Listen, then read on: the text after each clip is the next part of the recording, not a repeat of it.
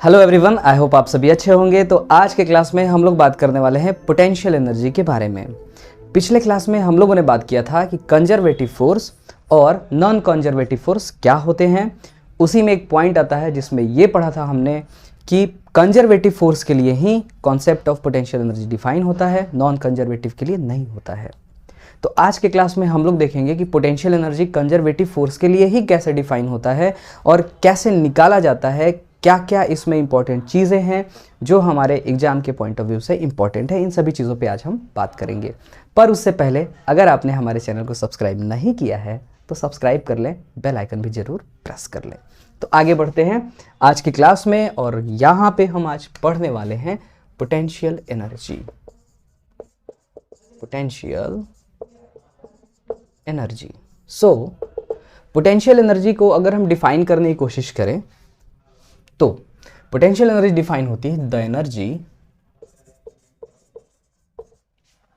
Possessed by position of the body. कोई body है, उसकी जो पोजीशन है, उसकी वजह से जो उसके पास एनर्जी है, उसे ही हम क्या कहते हैं? पोटेंशियल एनर्जी कहते हैं।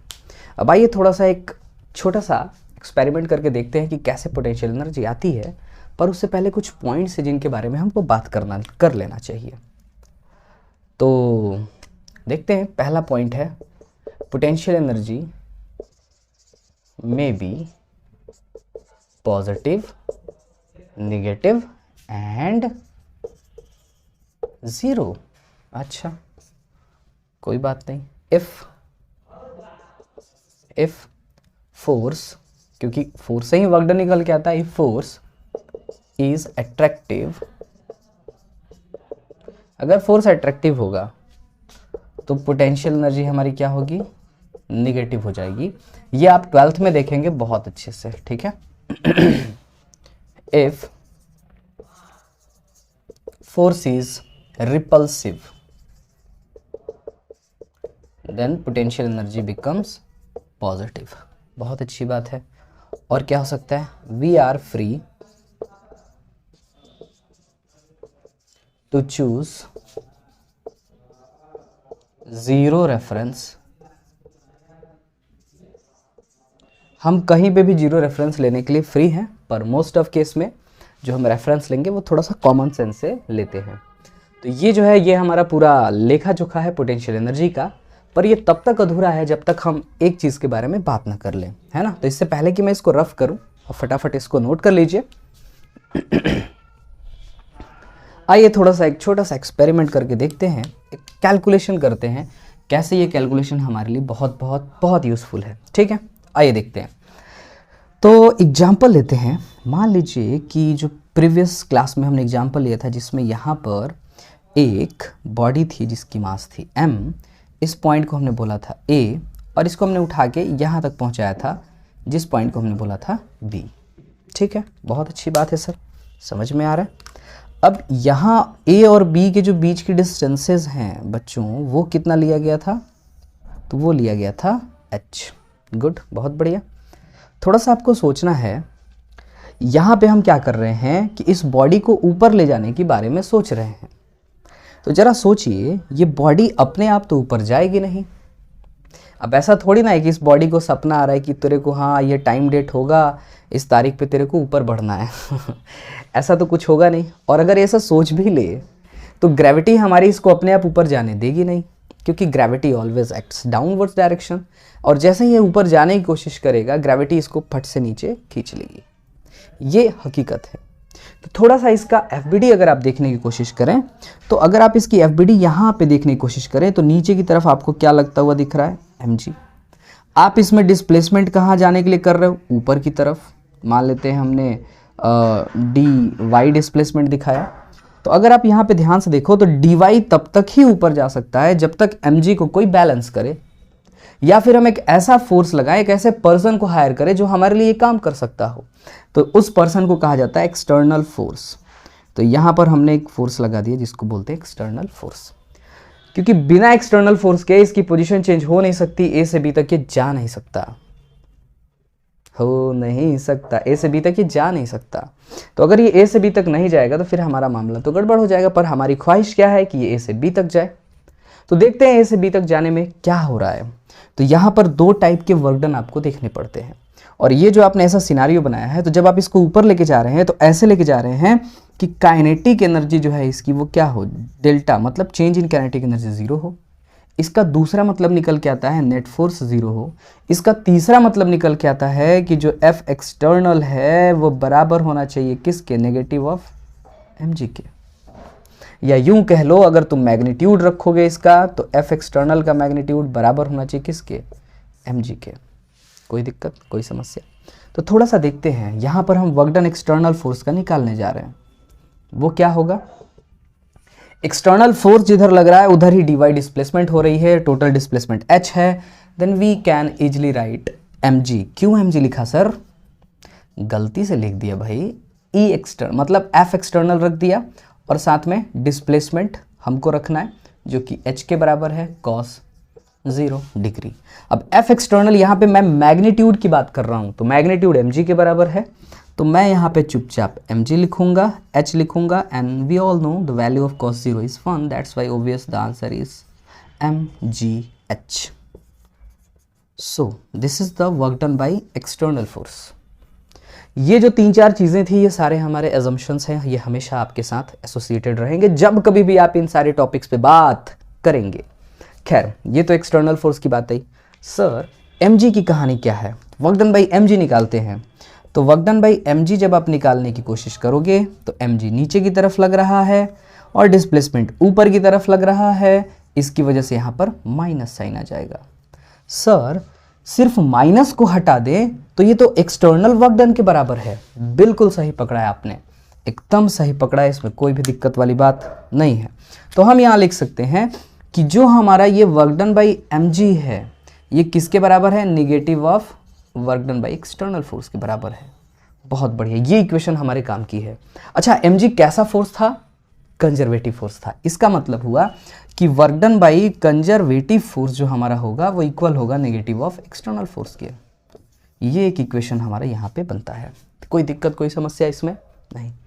अब मैं यहाँ पर पोटेंशियल एनर्जी को इंट्रोड्यूस करा रहा हूँ, देखिएगा कैसे।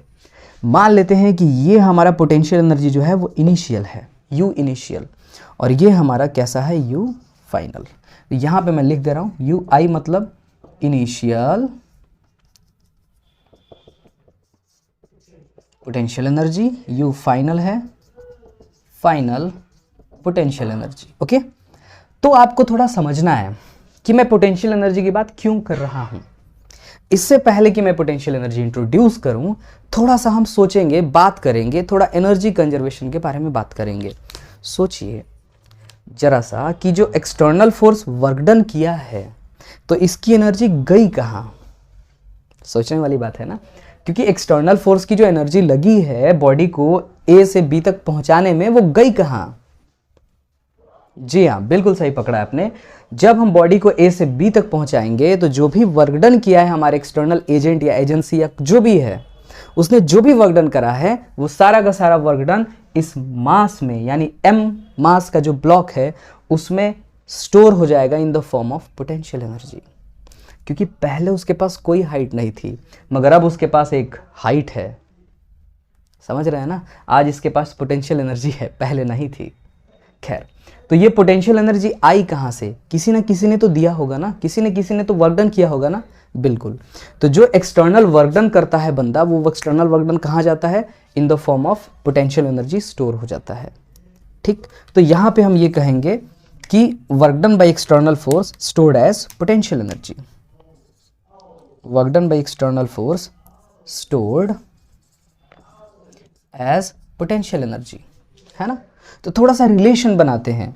तो work done by external force क्या था, तो W वर्क डन अगर इसने किया है तो इसने इसकी पोटेंशियल एनर्जी को बढ़ाया है या घटाया है, तो इसने इसकी पोटेंशियल एनर्जी को बढ़ाया है। अगर हम इसको रेफरेंस लाइन मान लें जिस पर हमारा पोटेंशियल एनर्जी क्या हो, 0 हो, तो हम यहाँ लिख सकते हैं कि u final minus u initial. अगर हम इसको लिखने जाएंगे तो हम यहाँ पे लिखेंगे u फाइनल हमारा मान लेते हैं u बी है, इनिशियल कितना है यू ए है, और यू ए कितने के बराबर, 0 के बराबर।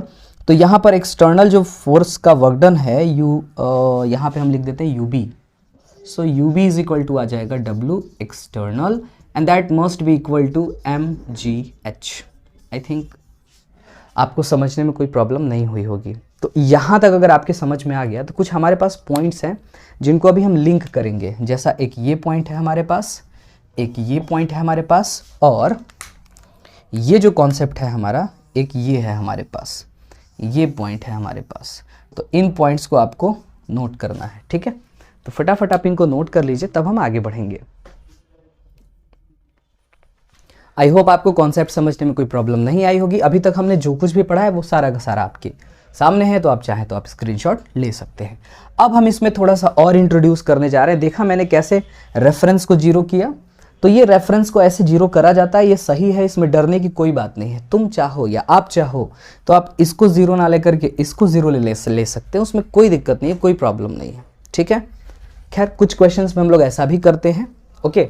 तो मैं अब इसको रफ करने जा रहा हूँ कुछ चीज़ों को बचाते हुए। तो मैं भी ऊपर वाली चीज़ों को रफ करूँगा because they are theory part and these all are the concepts how we deal with the numerical questions related to potential energy and conservative forces, okay. So let us try to understand some more information and concept related to potential energy and conservative forces. Now as we all see that, जैसा कि हम सभी ने देखा अभी अभी कि जो W एक्सटर्नल है ये हमारा इक्वल है final minus initial K. It can be also written as delta U, और डेल्टा यू का मतलब आप बहुत अच्छे से जानते हैं, मुझे बार बार बताने की ज़रूरत नहीं हो सकती, ठीक है। बहुत अच्छी बात है। तो एक तो रिलेशन आपको ये मिल गया, बहुत बढ़िया सर। लेकिन हम एक बात और जानते हैं, W एक्सटर्नल जो है हमारा वो इक्वल होता है negative of work done by conservative force के। बहुत अच्छा आपने कहा, तो क्यों ना सर इसको इक्वेट कर दे जाए। बहुत अच्छी बात है, इक्वेट करिए। यहाँ पे रखेंगे माइनस कंजर्वेटिव फोर्स बराबर डेल्टा यू। कंजर्वेटिव कितना हो जाएगा, W conservative is equal to negative of delta U. So this is our more information. अब इसको हम थोड़ा सा जनरलाइज करने जा रहे हैं जिससे कि आपको समझ में आए कि मेन कॉन्सेप्ट हमारा क्या है। तो मेन कॉन्सेप्ट हमारा ये हुआ कि जब कंजर्वेटिव फोर्स वर्क डन करता है तो वो क्या होता है। देखो कंजर्वेटिव फोर्स ने जो वर्क डन किया नेगेटिव में, है ना, तो वो कहाँ चला गया, पोटेंशियल एनर्जी में, और फिर पोटेंशियल एनर्जी कहाँ जाएगा, कंजर्वेटिव फोर्स के वर्क डन में। तो ये चेंज होते रहता है, ठीक है। अब थोड़ा सा हमको यहाँ पे देखना है कि रिलेशन और क्या बन सकता है। तो ये ऐसे बन सकता है, W external is equal to minus of W conservative. बहुत बढ़िया, एक रिलेशन बना। दूसरा relation W external is equal to delta you.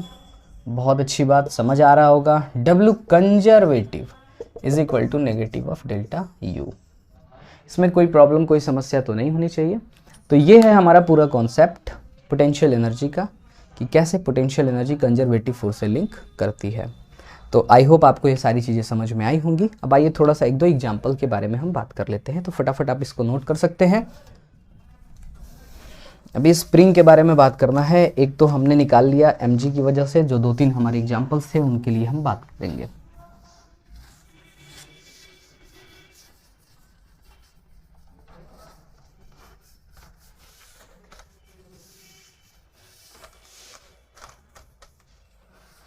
तो क्यों ना शुरुआत करते हैं पहले mg से। तो potential energy by gravitational force. तो ग्रेविटेशनल फोर्स का वर्क डन जो आपने देखा था वो क्या था, कितना आया था, W एक्सटर्नल कह लो या फिर वो आया था mgh, अभी तो किया था। तो ये हो जाएगा U is equal to mgh, ये निकल आया। अब अगर हम बात करें स्प्रिंग फोर्स की, तो आइए स्प्रिंग फोर्स के बारे में भी बात कर लेते हैं। दूसरा है हमारा potential energy by spring force. अब थोड़ा सा इसके लिए आपको स्प्रिंग के बारे में जानकारी होनी चाहिए। तो ये मान लेते हैं, ये भैया ऐसे नहीं होगा,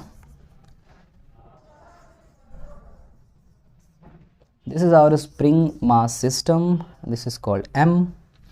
अब मान लेते हैं कि ये हमारा स्प्रिंग ब्लॉक सिस्टम है और ये ऐसे रखा हुआ है, ये के है, के को कहते हैं स्प्रिंग कांस्टेंट। तो अगर आप यहाँ ध्यान से देखें, है ना, तो मैं क्या करता हूँ कि मैं इसको ना थोड़ा सा कॉम्प्रेस करता हूँ, ठीक है। मैंने क्या करा है कि एक इसका नेचुरल लेंथ होता है जिसको हम कहते हैं एक्स नॉट, तो एक्स नॉट को क्या बोला जाएगा, natural length. So natural length पे अगर स्प्रिंग रहता है तो ना वो किसी तरीके का फोर्स आपके ऊपर लगाता है ना आप उसके ऊपर लगाते हैं, मामला एकदम सही रहता है। लेकिन जैसे ही आप इसको इधर डिस्प्लेसमेंट करोगे तो स्प्रिंग फोर्स बाहर लगेगा, जब आप इसको बाहर डिस्प्लेसमेंट करोगे तो स्प्रिंग फोर्स अंदर लगता है। ये सारी चीज़ें हमने बेसिक्स ऑफ फोर्सेस में बता रखी हैं, आप चाहें तो वो वीडियो देख सकते हैं। यहाँ पे अगर मैं उन सारी चीज़ों को बताऊंगा तो वीडियो बहुत लंबा होगा, तो हम क्या करते हैं कि एक छोटा सा अपना आइडिया बना लेते हैं कि अगर हम डिस्प्लेसमेंट इधर देंगे यानी एक्सटेंशन करेंगे तो स्प्रिंग फोर्स इधर लगेगा kx, बहुत बढ़िया। अगर हम इसको इधर कंप्रेशन करेंगे तो स्प्रिंग फोर्स इधर लगेगा kx। ये चीज़ आपको याद रखनी है, ओके। तो मान लेते हैं कि हमको स्प्रिंग फोर्स से वर्क डन निकालना है, तो स्प्रिंग अपने आप ना कंप्रेस हो सकती है ना अपने आप एक्सटेंशन इसमें दिया जा सकता है। तो स्प्रिंग पे किसी ना किसी एक्सटर्नल एजेंट को भेजना होगा जो जाके या तो इसको कंप्रेस करे या फिर इसको एक्सटेंशन में करे या फिर इसके लेंथ को बढ़ाए। तो दोनों ही हालात में उस एक्सटर्नल एजेंट को वहां पे वर्क डन करना पड़ता है, और जो भी वो वर्क डन करेगा वो स्टोर हो जाएगा in the form of potential energy. बात तो समझ में आई? तो आइए इसको कैलकुलेट करते हैं, ठीक है। तो जाहिर सी बात है जो हमारा work done bye spring force है वो इक्वल हो जाएगा किसके, एफ एक्सटर्नल के। अगर हम बात करें मैग्नीट्यूड की तो डायरेक्शन तो अपोजिट रहेगा, आपको बहुत अच्छे से पता है। चलिए, तो वर्क डन निकालने अगर हम जाएं तो वर्क डन एक्सटर्नल फोर्स का अगर हम निकालें तो हमको इंटीग्रेट करना पड़ता है, क्योंकि स्प्रिंग फोर्स जो होता है वो इक्वल होता है spring force is equal to minus K X. अब मैग्नीट्यूड ले रहे हैं तो माइनस साइन नहीं यूज़ करेंगे, ठीक है। तो यहाँ हो जाएगा F external, why we are using this formula because this force is variable with respect to X. X change होगा तो फोर्स चेंज होगा, और जब फोर्स चेंज होने लगा तो ये वेरिएबल कंडीशन हुआ, और वेरिएबल को निकालने का फॉर्मूला इंटीग्रेशन ही होता है। सो यहाँ पे हमने dx ले लिया। अब यहाँ पे लिमिट ले लेते हैं x इनिशियल से x फाइनल, जो भी हमारा सिनेरियो बनेगा उस हिसाब से चेंज कर लिया जाएगा। तो यहाँ पर f एक्सटर्नल की वैल्यू रखते हैं जो कि x इनिशियल से x final, and that is kx and dx। k is a constant term, that's why comes out x initial to x final x dx। now let's integrate it। तो x के power n+1 by n+1 पे जाएगा, okay. तो w external is equal to k, ये हो जाएगा x square by 2 x initial to x final, half बाहर आ गया, k बाहर आ गया, x फाइनल का स्क्वायर माइनस x इनिशियल का square. So this is our work done by external force, and this amount of force is stored as a form of potential energy in the spring. So potential energy क्या होगी, तो यहाँ पे हम लिखेंगे u final minus u initial, that is called delta u, which is equal to w external. So अगर हम देखें तो डेल्टा u हमारा कैसा है, तो डेल्टा u हमारा किसके बराबर है, हाफ के x फाइनल का स्क्वायर माइनस x इनिशियल का स्क्वायर, ये आ गया। अब अगर आपसे पूछा जाए कि work done by spring force, तो ये माइनस ऑफ एक्सटर्नल के बराबर होगा, क्योंकि spring force is obvious a conservative force, that's why I am writing conservative force is equal to w external. So this is our equation. अब यहाँ से थोड़ा सा एक हम रिलेशन बनाना चाहते हैं, तो मैं ऊपर वाला डिलीट करूँगा, ऑब्वियस सी बात है कि सर सिंपलेस्ट फॉर्म क्या होगा, ये तो आपने बहुत ही कॉम्प्लेक्स टाइप का फॉर्मूला हमको बता दिया है। तो आइए देखते हैं सिंपलेस्ट फॉर्म क्या हो सकता है। खैर, सिंपलेस्ट फॉर्म अगर आप निकालना चाहें तो आप एक एजम्पशन ले सकते हैं, इनिशियल स्प्रिंग नेचुरल लेंथ पे है तो कोई डिस्प्लेसमेंट नहीं है, तो x इनिशियल 0 हो जाएगा, है ना।